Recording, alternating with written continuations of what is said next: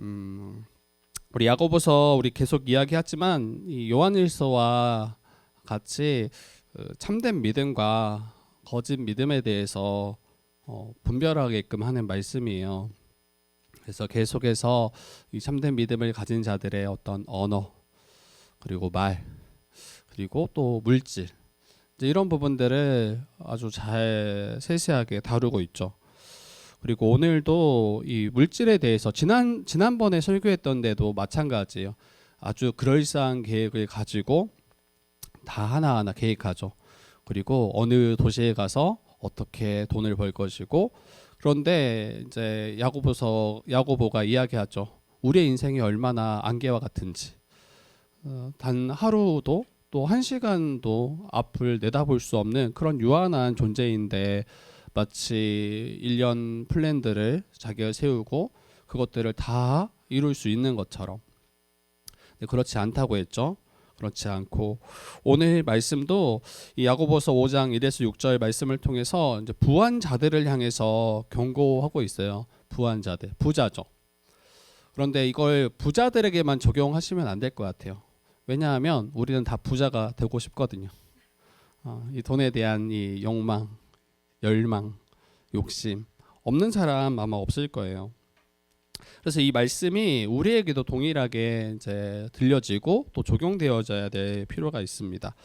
그래서 오늘 본문은 단순히 재물에 대한 그런 교훈을 넘어서 우리의 삶을 다시 한번 돌아보고 이 물질에 대해서 나는 어떻게 대처하고 행하고 살아가고 있는지 다시 한번 보면 좋을 것 같아요. 그리고 부유함과 돈이 주는 유혹을 어떻게 우리는 대처할 수 있을지, 또 그리스도의 사랑을 어떻게 실천할 수 있을지 함께 나누는 시간이 되면 좋겠습니다. 이 부유함에 대한 경고 1에서 3절인데 굉장히 강하게 이야기해요. 여러분들이 저한테 단호박이라고 하잖아요. 너무 단호하다. 그런데 야고보는 저보다 한 10배는 단호하고 아주 강한, 정말 그런 분이 야고보인 것 같아요. 우리 한번 1에서 3절 한번 같이 읽어봅시다. 1에서 3절 다시 한번 읽어보도록 하겠습니다. 시작. 들으라 부한 자들아, 너희에게 임할 고생으로 말미암아 울고 통곡하라. 너희 재물은 썩었고 너희 옷은 좀 먹었으며 너희 금과 은은 녹이 슬었으니 이 녹이 너희에게 증거가 되며 불같이 너희 살을 먹으리라. 너희가 말세에 재물을 쌓아도다. 네, 야고보는 부한 자들을 향해서 굉장히 심각하게 경고를 해요. 너희 부한 자들아, 너희에게 임할 고생으로 말미암아 울고 통곡하라라고 이야기해요. 부자들이 당할 위험을 지금 말하고 있는 거죠. 근데 먼저 오해하지 말아야 될 것은 이 부유함 그 자체가 죄가 결코 아니다는 거예요. 부를 쌓는 거, 부한 자들, 부자, 그것 자체가 죄거나 그것을 경계하고 그것을 죄라고 말하지는 않는다. 하나님은 우리에게 부유함을 주실 수 있는 분이에요. 물질적인 부도 허락하실 수 있는 분이에요. 그런데 이제 어떤 이들은 그냥 큰 부를 쌓는 것 자체를 좀 부정적으로 보시는 분들이 있어요. 뭔가 악을 행하여 부를 축적했을 거다라는 약간 의심들. 그러나 이 부하다라는 그 이유 하나만으로 그 사람을 정죄하거나 악하다라고 말하는 것은 매우 어리석고 섣부른 생각이 아닐 수 없습니다. 중요한 것은 그 부를 어떻게 이제 쌓았는지, 그리고 그 부를 어떻게 사용하는지, 이게 중요한 부분이 되겠죠. 그런데 여기서는 일단은 부정적으로 이 부한 자들을 말하고 있다라는 거, 이 본문에서는 그걸 먼저 잡고 가야 되겠죠. 부한 자들에게 경고할 때 너희에게 임할 고생으로 울고 통곡하라. 여러분 한번 생각해 보세요. 부한 자들에게 고생은 솔직히 거리가 멀어 보여요. 부한 자들에게 돈이 있으면 어때요? 할 고생도 하지 않는 게 이 돈이 주는 이 어떤 힘이잖아요. 굳이 안 해도 될 그 고생을 이제 돈이 없으면 하게 되고, 저희 교회가 감사하게 새로운 장소로 지금 이전해서 예배 드리고 있죠.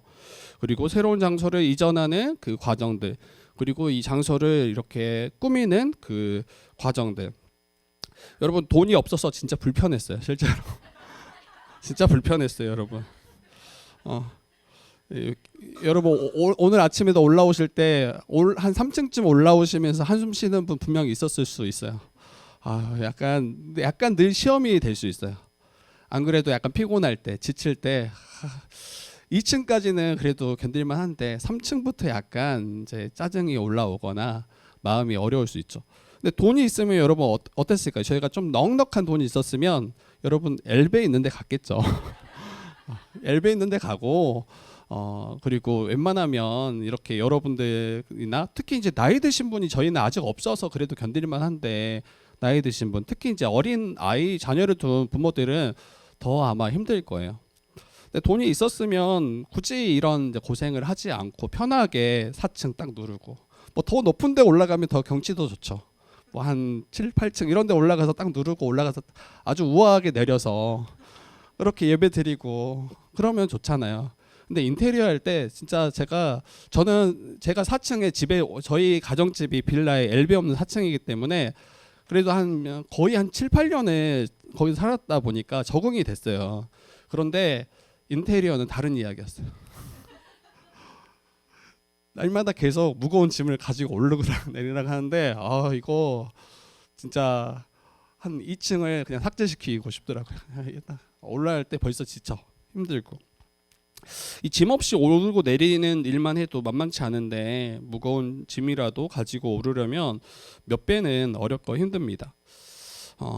그리고 넉넉한 돈이 있었더라면 그냥 좋은 업체, 아주 유명한 업체를 딱 선정해서 더 약간 우리에 맞게끔 이렇게 해달라 이렇게 하고 딱 점검만 하고 확인하고 딱 저희는 진짜 우아하게 또 들어와서 예배 드리면 딱 되잖아요. 그런데 뭐 시작부터 끝까지 저 손 보세요 여러분. 아직도 페인트 자국이 일단 피곤해서도 제대로 못 지었을기도 하지만 그냥 계속 먼지예요. 지금도 여러분 깨끗해 보이지만 주변에 먼지가 여전히 약간 입주 청소 이런 거 그냥 맡기면 되는데 지체들 다 피곤한데 매주 토요일 뭐 금요일 뭐 다 일부러 불러낸 건 아닙니다. 그렇지만 자원에서 자원인가요? 하여튼 그렇게 해서 나와서 이렇게 고생하는 것들을 보게 돼요. 그러니까 돈이 여러분 있으면 고생하지 않을 일들이 훨씬 많죠. 불편하지 않을 일들이 훨씬 많죠. 그런데 오늘 말씀 보니까 부한 자들에게 너희에게 임할 고생으로 말미암아 울고 통곡하라라고 이야기해요. 부한 자들과 고생은 거리가 멀어 보이는데 도리어 가난한 자들이 고생하고 그 고생으로 인해서 울고 통곡하는 게 일반적으로 보이는데 도리어 정반대로 야고보는 부한 자들아 너희에게 임할 고생으로 말미암아 울고 통곡하라. 울고 통곡할 정도면 이 굉장히 큰 고생이 큰 고난이 그들 앞에 있음을 지금 야고보는 이야기하는 거예요. 그러면 이 부한 자들에게 임할 고생이 무엇일까라고 생각을 해봐야 되겠죠. 그들이 마주할 고생이 무엇일까? 여러분 이 재물을 모으고 쌓는 과정에서 저지른 그 불의 또 그 죄가 있더라면 이 부한 자들이 그러한 방식으로 이 죄를 범하고 불의를 행한다면 여러분 하나님의 심판이 있음을 이야기하는 거예요. 결코 다른 어떤 고생보다 다른 어떤 고통보다 가장 피해야 될 것이 하나님의 심판이죠. 하나님의 그 저주와 진노 이것을 반드시 피해야 되는데 만약 이러한 부한 자들이 이 불의와 죄로 인하여 이 재물을 축적하고 쌓아 올리고 있더라면 그들이 이 땅에서는 편할 수 있어요. 이 땅에서는 정말 더 나을 수 있죠. 그러나 고생이 없고 아주 안락한 삶을 살 수 있지만 실제로 마지막에 마주할 그 고생은 이 땅에서의 안락함과 결코 비교할 수 없는 가장 큰 고통으로 마주하게 될 것입니다. 그래서 재물에 대한 이 잘못된 의존, 탐욕의 결과가 이 고난인 거예요. 부유한 사람들은 이 물질적 부에 대한 욕망에 사로잡히고 이 재물을 너무 의지하게 됩니다. 이것이 있어야 자기가 편안하고 안락을 누리고 안전하다라고 여기는 거예요. 그래서 모든 초점이 이 물질을 모으는 일에 전력을 다하죠. 그리고 이 자신의 부를 모으는 동안 탐욕과 이기심으로 인해서 이것 모으는 기쁨은 있지만 이 참된 만족과 기쁨을 얻을 수 없죠. 그리고 재물을 쌓는데 지나치게 집착하고 이것을 붙잡을 때 모든 관계를 다 깨트리게 되어 있어요. 가장 먼저는 하나님을 멀리하게 되겠죠. 가장 먼저는 하나님을 찾지 않아요. 하나님을 의존하지 않아요. 왜냐하면 돈이 자기를 지켜줄 거라고 믿기 때문이죠. 하나님을 더 이상 찾지 않고 예배하지 않죠. 돈이 하나님의 자리를 대체합니다. 그리고 주의를 지키는 그 일에 우선순위가 밀려나게 되겠죠. 그리고 교회로서 한몸된 지체들과의 관계도 힘쓰지 않을 거예요. 한몸된 가족으로 살아가기보다는 자신이 쌓은 부를 통해서 그것을 통해서 위로받고 그것을 통해서 안전을 추구하고 또 돈을 소비하며 느끼는 기쁨을 쫓아가게 될 겁니다. 그러니까 함께하는 지체들이 자기에게 큰 의미가 없어요. 큰 기쁨도 없고 하나님이 내게 허락하신 돕는 배필로서 나를 가장 복되게 하는 그러한 통로로 지체들을 바라보지 않고 그것보다 돈이 주는 것을 더 크게 여깁니다. 그런데 여러분 잘 알다시피 그러한 소비로 인한 기쁨은 여러분 마치 목마를 때 소금물을 마시는 것과 크게 다르지 않아요. 돈을 소비하면서 느끼는 그 기쁨은 그때 잠깐뿐이에요. 길어야 며칠이고 아무리 길어도 한 달을 넘지 못합니다. 아무리 넓은 아파트로 아무리 뷰가 좋은 그러한 장소로 간다 할지라도 엘베가 있다 할지라도 뭐 우리가 원하는 것들을 다 갖추고 있다 할지라도 그것을 통해 얻는 기쁨은 여러분 잠깐뿐이에요. 도리어 성경이 말하는 우리에게 참된 기쁨, 참된 만족, 참된 안전이 여러분 어디에 있는지를 우리가 잘 살펴야 되는데 부한 자들은 그것을 보지 못하죠. 더 갈급하고 더 목마르고 더 물질을 쫓고 매여 살아가게 됩니다. 그래서 여러분 겉으로는 안전한 것처럼 보여요. 행복하고 만족하는 것처럼 보이지만 그 욕망으로 인해서 영적으로 파멸로 나아가고 있게 되는 거예요. 여러분 생각해 보세요. 겉으로는 많은 부를 가지고 있는 것들 또 정말 인스타그램 보면 수많은 그런 사진들이 많잖아요. 그럼 우리는 굉장히 부러워할 수 있죠. 근데 그게 우리를 참되게 만족해 하냐는 거예요. 실제로는 더 영적으로 빈곤함을 드러내는 일이고 자기가 얼마나 고통스럽고 또 절망하고 불안하는지 그것을 이제 드러내는 일과 연결되어 있습니다. 그리고 많은 재물을 여러분 이 재물들은 결국 다 썩어질 거예요. 뒤에 보면 2절에 너희 재물은 썩었고 너희 옷은 젖먹었고 3절에 너희 금과 은은 녹이 슬었으니 이렇게 이야기하죠. 썩었고 젖먹고 녹슬었다라는 것은 여러분 영원하지 않다라는 거예요. 그것은 다 없어지고 그러니까 결코 안전한 것이 아닌 거예요. 한순간에도 다 사라질 수 있는 거예요. 그런데 그런 것들을 이 부자들은 꽉 붙잡고 이것이 마치 영원한 것처럼 이것이 나를 안전하게 지키는 것처럼 그렇게 생각하는 것 이게 지금 죄가 되는 거죠. 금 하면 여러분 3절에 금과 은 하면 딱 떠오르는 이미지는 영원과 연결되어 있다고 생각해요. 금 하면 영원한 것, 변치 않은 것 이렇게 생각하죠. 근데 성경은 뭐라고 이야기합니까? 녹슬었다라고 이야기해요. 물론 굉장히 변치 않은 게 금 맞아요. 그런데 이 금도 계속 부식해 갑니다. 아주 천천히지만 계속해서 사라져 가는 게 이 금이에요. 아주 느린 속도이지만 부식되어서 사라져 갑니다. 그런데 부자들은 이게 마치 영원한 것처럼 그렇게 여기고 그것을 꼭 붙잡고 살아가는 거죠. 그리고 그것을 모으는 일에 일평생을 다 바칩니다. 이게 정말 안전한 게 무엇인지를 다시 생각해 보시면 좋겠어요. 우리가 정말 무엇을 붙잡고 살아가는가? 정말 가장 안전하고 가장 참된 복과 안식을 주시는 그 하나님으로 인해서 기뻐하고 만족하고 그로 인해서 우리가 만족을 안전을 누리는지 아니면 그 썩어지고 없어지고 다 사라질 것, 그 불완전한 것을 가지고 자기의 안전을 추구하고 있지는 않은지. 이러한 자들에게 성경은 야고보는 경고하죠. 너희에게 임할 고생으로 말미암아 통곡하라. 통곡하라. 지금 만족하는 것처럼 보이고 지금 안전하는 것처럼 보이지만 잠시 잠깐이에요. 벌써 벌써 44 이제 정말 살 날이 얼마 안 남았어. 정말 너무 비관적인가요? 금방 가요, 시간이.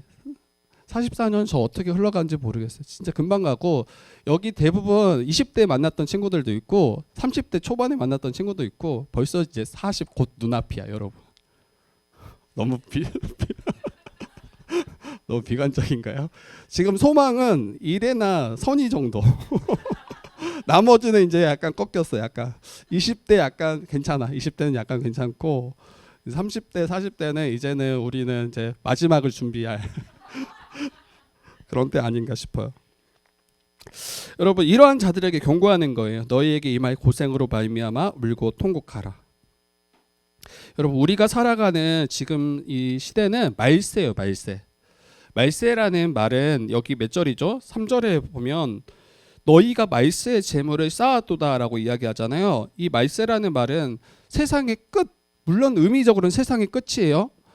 그런데 이 주님 다시 오실 그 마지막 때만을 이야기하는 게 아니라 이 말세의 기간은 예수님이 오셨을 때, 예수님이 초림하시고 처음 오셨을 때부터 예수님이 다시 오시기 그 중간까지 그 사이가 말세라고 성경은 이야기해요.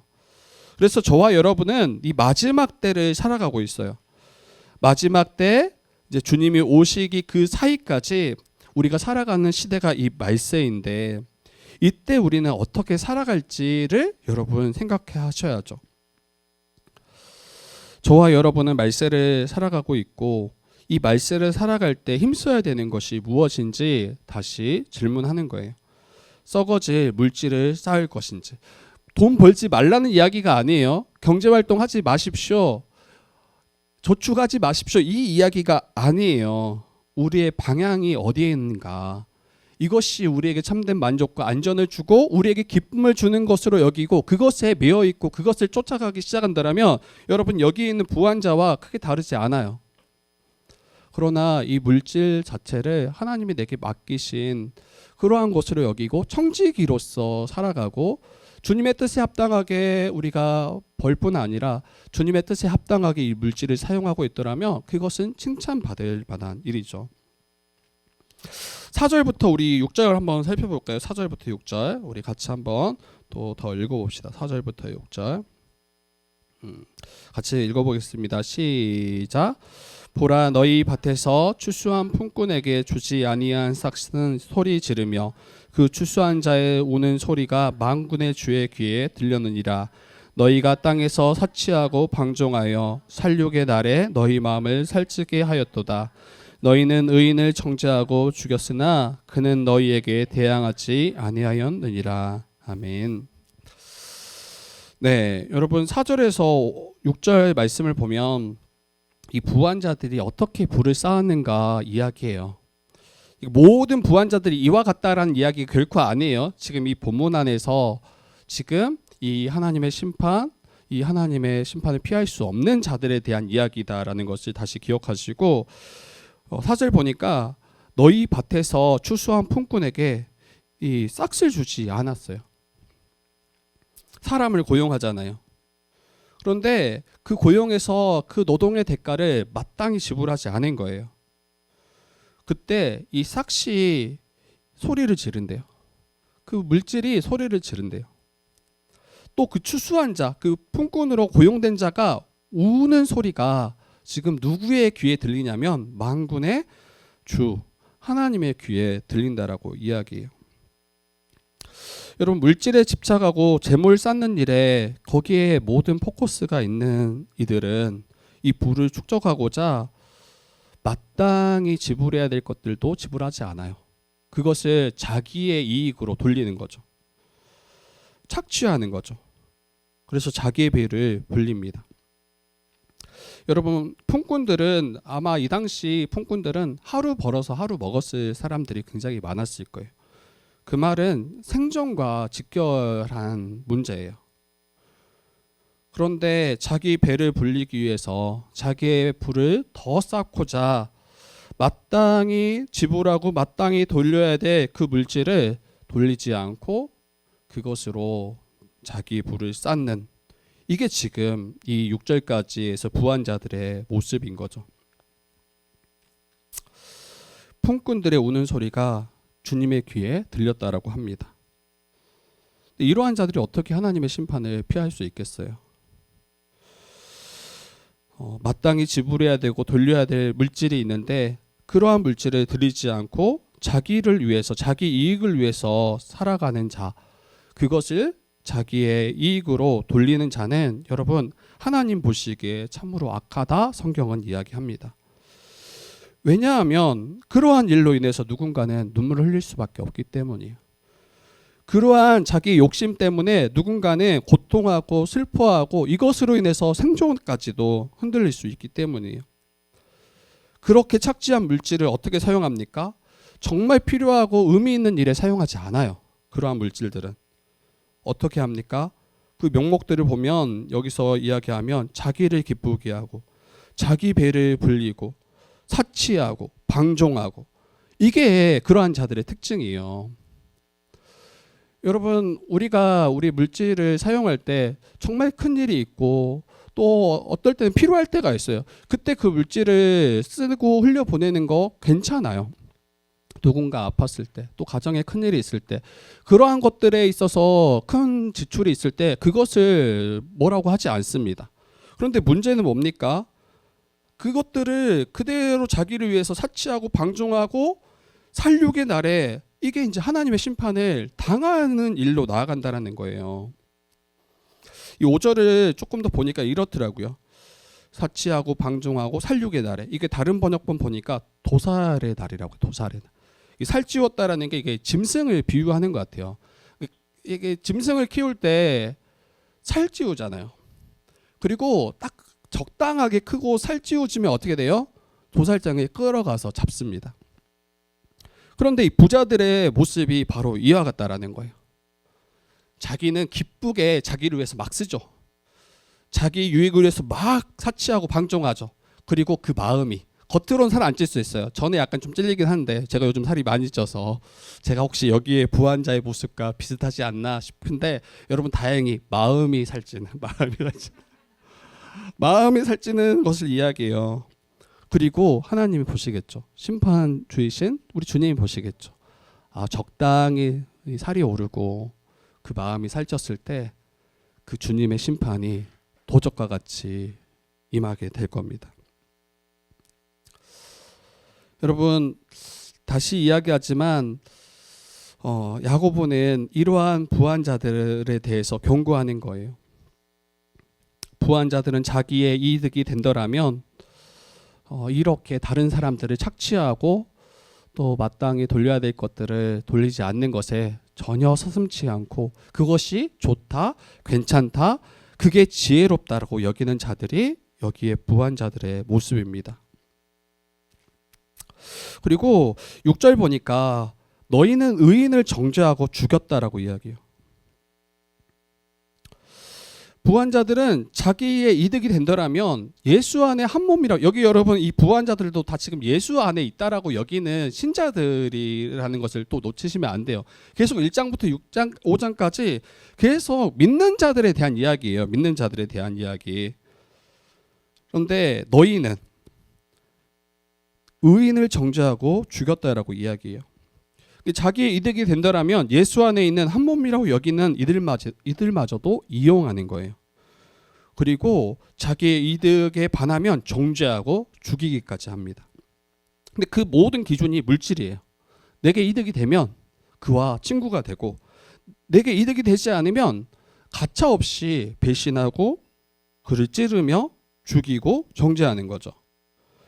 자기에게 이익이 될 때는 함께하고 위하는 척하지만 내게 이익이 되지 않는다라고 여길 때 언제든지 배신하기를 꺼려하지 않습니다. 저는 이 말씀을 볼 때 딱 가룟 유다가 생각났어요. 가룟 유다가 예수님의 제자잖아요. 그리고 예수님을 3년 동안 동고동락하면서 함께 따랐던 자예요. 그분의 가르침을 받았던 자. 그런데 자기가 생각했던 메시아와 다른 이로 여겼을 때, 자기 이득과 맞지 않을 때, 내게 이익이 되지 않는다라고 여길 때, 이 종교인들에게 은 30개 팔아버렸습니다. 종교인들에게. 그리고 자기 배를 불리는 일에 이것을 이용하는 거죠. 이처럼 부한 자들은 형제라고 하는 이마저도, 선생이라고 여겼던 그 이들마저도 물질 앞에서 정죄하고 죽이는 일로 나아가게 돼요. 이게 돈이 주는 욕심이에요. 물질이 주는 욕심이에요. 그리고 의인들마저도 죽이기까지 합니다. 그런데 의인들은, 참된 믿음을 가진 신자들은 어쩌합니까? 그는 너희에게 대항하지 아니하였느니라. 그냥 당하고 있는 거예요. 알아요. 이게 어떤 건지 알아요. 그런데 거기에 대해서 때로는 침묵하죠. 거기에 대해서 반응하지 않아요. 근데 이게 예수님의 모습이에요. 권면하지 말라는 이야기가 아니에요. 때로는 맞서 싸워야 될 때가 있어요. 그런데 어떨 때는 예수님이 걸어가셨던 그 길을 따를 때도 있어요. 예수님은 자기를 팔았던 가룟 유다, 또 자기를 붙잡았던 수많은 종교인들을 향해서 그때 그냥 침묵하셨어요. 그리고 하나님의 뜻을 이루고자 십자가로 나아가셨죠. 그리고 십자가에서 조롱당하시고 침뱉음 당하시고 책짓질 당하시면서도 대항하지 아니하시고 그 십자가에 달리십니다. 예수 안에 있는 신자들은 바로 이러한 삶으로 나아가는 것이 주님의 뜻이라고 이야기해요. 근데 바보 같아요. 그런데 그 바보 같은 그 일을 우리를 구원하시고자 우리 주님께서 저와 여러분들을 위해서 행하셨다라는 게, 이게 은혜인 거죠. 여러분, 말씀을 좀 마칠 텐데, 오늘 말씀 들으면서 다시 이 말씀이 나와 상관없다라고 여기지 말으셔야 돼요. 나는 부자가 아니기에 나와 상관없다, 그렇게 여기지 마셔야 됩니다. 단순히 부한 자들을 향해서 말씀하는 것이 아니라 부한 자가 되려고 하는 그 마음의 욕망이 있는 모든 자들이 함께 이 말씀에 귀 기울여야 돼요.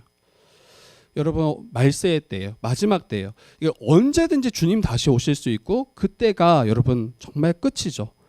그리고 신자들은 하나님이 가져오신 그 하나님 나라의 영원 가운데 살아가게 되겠죠. 반대로 거짓된 믿음을 가진 자들도 다 드러나게 될 거예요. 그리고 울고 통곡하며 영원한 심판을 당하게 되겠죠. 이 말세의 때 우리는 어떻게 살아야 되겠습니까? 물질을 쌓고자 하는 그게 우리의 메인이 되면 안 돼요. 그게 우리의 삶의 목적이 되면 안 돼요. 그럴 때 하나님을 찾지 않고, 하나님을 의지하지 않고, 돈을 더 의지하고 세상이 주는 더 기쁨을 추구하게 될 거예요. 세상의 물질을 나의 피난처로 여기고 물질을 소비하는 기쁨이 주님으로 인한 기쁨보다 더 크게 여길 거예요. 그래서 이 주 안에서 살아가는 그 삶의 기쁨은 갈수록 작아지고, 단순히 세상이 주는 그 기쁨이 내게 큰 기쁨이 되겠죠. TV, 뭐 여러 가지 오락, 그리고 물질을 소비하면서 얻는 그 기쁨들. 한번 생각해 보세요. 나는 주님으로 인한 기쁨보다 이러한 세상의 일로 더 기뻐하는가? 아니면 주님 주신 기쁨과 결코 비교할 수 없는 가장 큰 기쁨이, 우리 세상과 비교할 수 없는 가장 큰 기쁨이 주님으로 인한 기쁨인가? 이것을 돌아보셨으면 좋겠어요. 말세에 재물을 쌓고 그 물질을 소비하는 기쁨만을 추구하고 있더라면 돌이키셔야 돼요. 그리고 그 물질을 쌓고자 혹시 불의한 일에 행하고 있더라면, 다른 이들을 착취하고 다른 이들을 고통케 하고 그들이 눈물을 흘리게 하는 일에 우리가 행하고 있더라면 이것도 우리가 돌이켜야 됩니다. 그리고 나의 가진 부를 가지고 사치하고 방종하고 있는 곳으로만 나아가고 있더라면, 내 형제들을 돌보지 않고 내 형제들을 사랑으로 살피지 않고 내 이익만을 위해서 행하고 있더라면 이것도 이 경고에 그 부한 자들과 다르지 않음을 기억하셔야 돼요. 그리고 우리가 이것을 기억해야 될 이유는 하나님의 심판은 있기 때문이죠. 하나님의 심판은 반드시 있을 뿐 아니라 이 심판을 피할 길을 우리에게 이미 허락하셨죠. 바로 예수 그리스도. 그분의 십자가를 믿는 자들마다, 또 그분의 십자가로 말미암아 생명을 얻은 자들마다 참된 믿음을 가지고 그 믿음을 붙잡고 살아가게 되겠죠. 그리고 한 몸, 한 가족으로 교회로서 살아가게 될 것입니다. 여러분, 예수께서 다시 오실 때는 이제 심판주로 오세요. 물론 그 심판은 믿지 않는 또 악인들을 향한 것이 맞지만, 그리고 믿는 자들을 구원하시겠지만, 공의로 이 땅 가운데 오셔서 모든 악한 자들을 다 심판하시고 또 그 모든 것들을 다 드러내서 반드시 심판하신다라는 거. 그래서 부한 자들은 말세에 자신이 쌓은 그 물질로 말미암아 이게 근거가 될 거예요. 그 심판의 근거가 되고 증거가 될 거예요. 그래서 단순히 많은 물질을 쌓는 것에 기뻐하지 마세요. 흘려 보내셔야 돼요. 흘려 보내셔야 돼요. 정말 여러분들을 통해서 필요한 곳으로 흘려 보내셔야 돼요. 이거는 물질이 많고 적음의 문제가 아니에요. 저는 지금까지 살아오면서 물질을 흘려 보내시는 분들 보면 다 가난한 분들이야. 부한 분들도 마찬가지지만 그런 분도 있겠지만 도리어 흘려 보내는 분들 보면 없는 분들이야. 없는 분들. 그런데 복음을 붙잡고 그것이 옳다라고 여기고 믿기 때문에 행할 수 있는 일인 것 같아요. 저희 주회특교회 이제 이전하고 인테리어 하면서 여러 곳에서 물질을 흘려 보내주셨어요. 저희 교회에. 그런데 몇몇 분들은 저희 교회보다 더 어려워. 숫자도 저희도 몇 명 안 되는데 저희보다 더 숫자가 안 돼.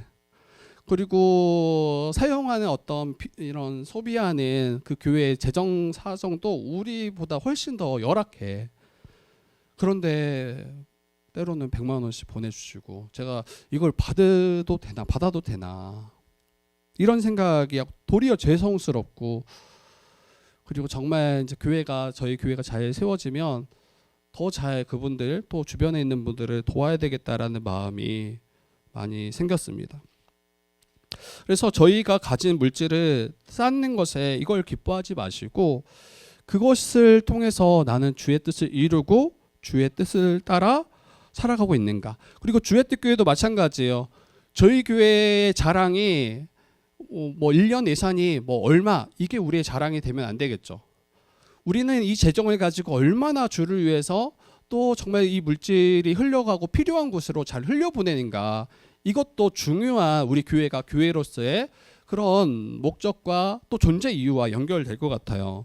그래서 단순히 우리의 기쁨과 우리의 이익을 위해서 이 교회로 세워져 가는 게 아니라 정말 많은 분들에게 참된 그런 위로와 또 그들을 도울 수 있는 곳으로 나아갔으면 좋겠어요. 그리고 인테리어 우리 도와주셨던 분들이 다 목사님들이에요. 대부분 다 개척교회 목사님들이에요. 그리고 그분들이 정말 잘 섬겨주셔서 저희가 여기서 예배하고 있는 것 같아요. 저는 마찬가지인 것 같아요. 자기가 가진 것을 가지고 꼭 물질이 아니더라도 자기의 시간들 또 자기의 어떤 에너지를 또 주변에 필요한 자들에게 흘려보낼 때 같이 기뻐할 수 있고 같이 참된 복을 누릴 수 있다라는 것을 우리가 기억했으면 좋겠습니다. 그래서 사치하고 방종하고 물질을 허비하는 일이 아니라 구제하고 섬기는 일에, 주님을 섬기는 일에 우리가 가진 물질들을 잘 사용할 수 있는, 그래서 하나님 보시기에 참된 신자다 우리가 인정받을 수 있는 그런 우리 되기를 주님의 이름으로 축복합니다. 그래서 나는 내게 허락하신 물질을 어떻게 소비하고 있는가, 말세에 쌓는 일, 사치하고 방종하는 일에 집중하고 있지는 않는지, 정말 영원한 하나님 나라를 소망하고 있는지 다시 돌아보는 오늘이 되기를 주님의 이름으로 부탁드립니다.